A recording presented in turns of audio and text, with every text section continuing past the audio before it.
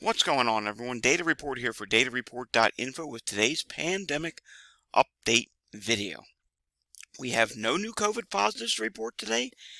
Also, yet again, we have no new COVID outbreaks to report in any facilities. I haven't been able to find any, so that is some really good news. However, here is some not so good news.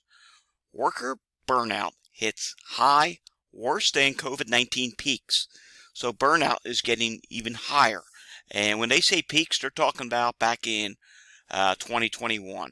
Here it says here, the 42% total marks a new high since the organization began measuring worker burnout in May of 2021. At that time, 38% of workers said they feel burned out at work. Well, let me tell you what the problem is here. And we don't even need to read any more of this. Long COVID is continuing to grow. A lot of people are just tired and exhausted after long COVID, and they are unable to continue or function in their normal manner. And therefore, yeah, it's affecting things at work life. And that's not the only issue. You may have kids that are constantly getting sick. You may have a family member that now has long COVID and you have to take care of them. There's a lot of different reasons that can be stemmed back to a COVID infection or the pandemic itself. And, it's a stressful time. And it's just, people are at their point like they can't take anymore. And they are just burned out and exhausted. So yes, it's a real issue and it needs to be addressed. Taking a look at the CDC community transmission map, which just updated today, and as you can see here now, there's 1,878 counties in the United States that are in high transmission. That actually represents a 1.21% increase. So that's not good. Remember, we've been seeing a few areas where we suspect cases may be starting to rise. Well, it's being reflected here on the CDC map. And 713 counties are in substantial transmission, 463 counties are in moderate transmission, 168 are in low transmission. Remember, folks, 1,878 or 58.29% of counties are in high transmission, while on May 11th, the pandemic emergency is going to end. While the majority of the country is still in high transmission, or even substantial or better. If you add substantial in there, hey, that's 80%. That means 80% are going to be in, a very high amount of transmission, with only just a few months until the pandemic emergency ends, which is just absolutely mind-boggling. All right, latest COVID variants.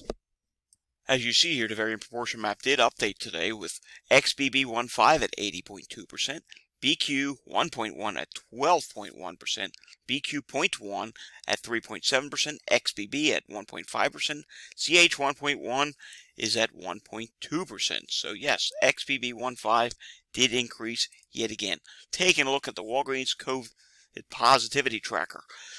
The national positivity is 32.2%. That's down 0.8% from last week. Prior week is 33%. And I also have another concern. Testing has further dropped. 20,052 people have gotten tested versus 25,099 the previous week. So if there's any good news about this, with the significant drop in testing, we're not seeing a huge increase in the positivity rate. But let's run through some of the states. Maine is at 28.3% this week. Prior week, 38.7%. Vermont is at 30% this week. Prior week, 25.9%. That's a difference of 4.1%. Remember, folks, we're going to be watching New England after this weekend because it's a big ski weekend. Massachusetts, 38.1% this week, 34.3% last week. Ohio, 34.6% this week, 32.6% last week. Oklahoma, 31% this week, 20.6% last week. That's a 10.4% increase.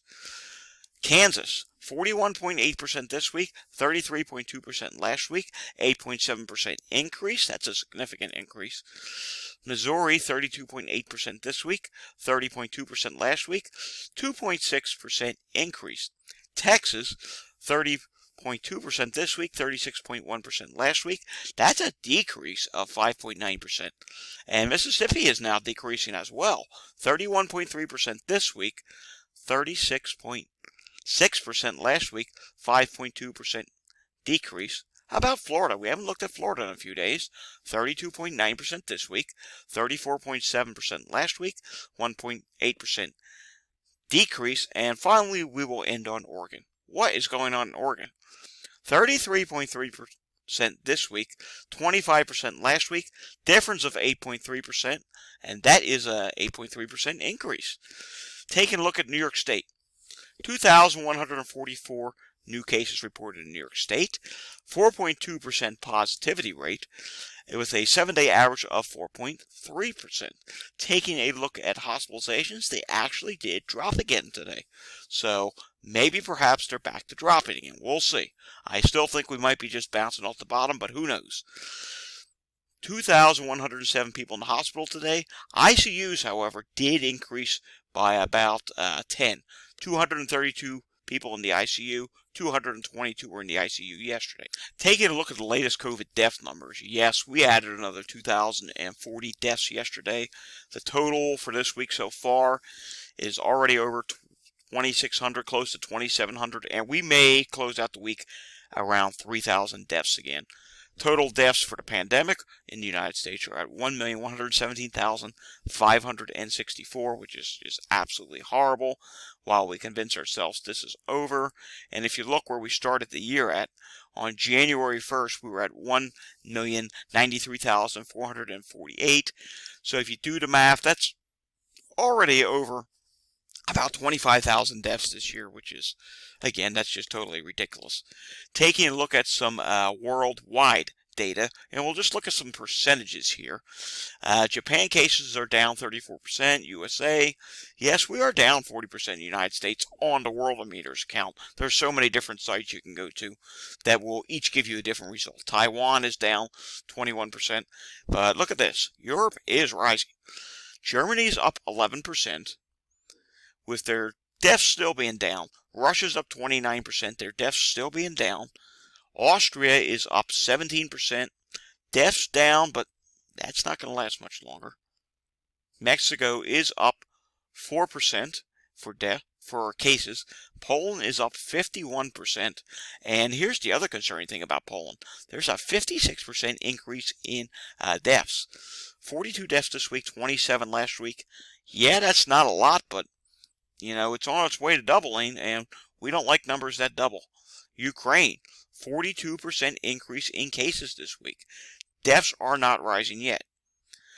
New Zealand is down 45%, but I gotta tell you, several people have told me that New Zealand significantly undercounts their cases.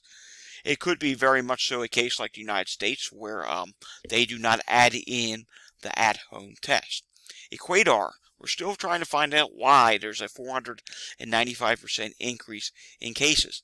4,571 this week, 768 last week.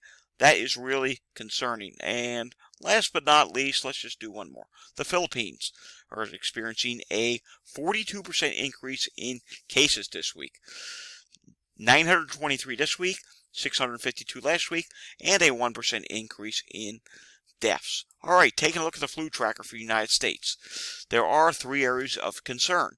High level of transmission in New York City, high cases of flu in Washington, D.C., and high cases of flu in New Mexico. There are some moderate areas. California, North Dakota, Virginia, South Carolina, Texas are all on the upper end of moderate, almost near high, as is New Jersey. And the rest of the country is in low flu cases right now, with just borderline low to near high in Florida right now.